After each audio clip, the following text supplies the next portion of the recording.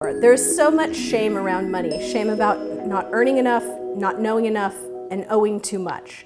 Shame is dangerous because it creates avoidance. One of the things I've seen in my own business is the way that shame interferes with the advancement of wealth in all sorts of ways. When it comes to negotiating your worth, you might discount yourself for a contract, you might not ask for that important raise, and then there are all these other ways in which it's really insidious.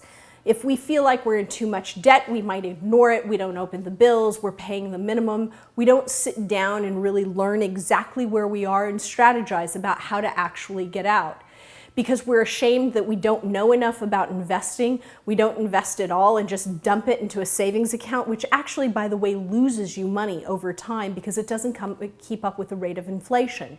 So there are all these ways in which shame is sort of this insidious kind of component in our life that really stops us from our own financial freedom.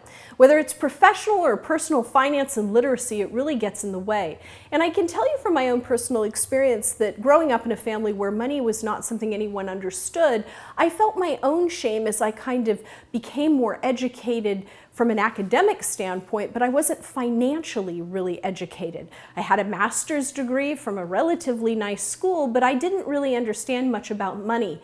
And I really had to sit down and learn about it. I had to ask questions. I had to become more interested. And my own shame about always feeling like I didn't really know enough and I wasn't making all of the right decisions. There are a couple things I want to tell you. One is there are so many people in debt, who have made poor financial decisions, who have filed bankruptcy, who aren't earning their worth. You are certainly not alone in this process. So you're not unique in this way. But one of the things you have to really make a conscious decision about is not allowing your shame to impede your actual growth. So one thing I would really suggest you do around wealth is think about all the things that you feel shame around about money. Maybe it's that you don't currently have insurance. Maybe it's that you don't have an emergency fund. Maybe it's that you're spending more than you should actually be spending.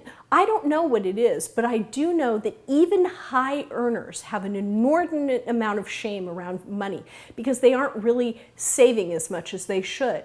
So really categorize all the ways in which you're carrying this shame around money. And instead of feeling all of this shame and how badly you feel about yourself, take one of these issues and really start to attack it.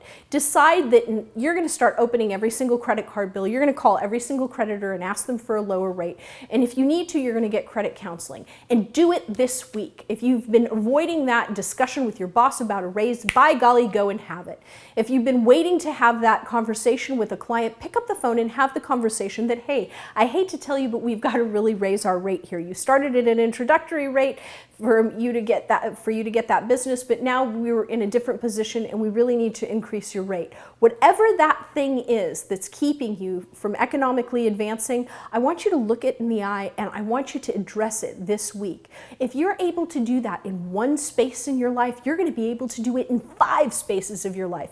And you can absolutely change your financial future by ridding yourself of this kind of shame. So go out there and create some change and let us know how you do.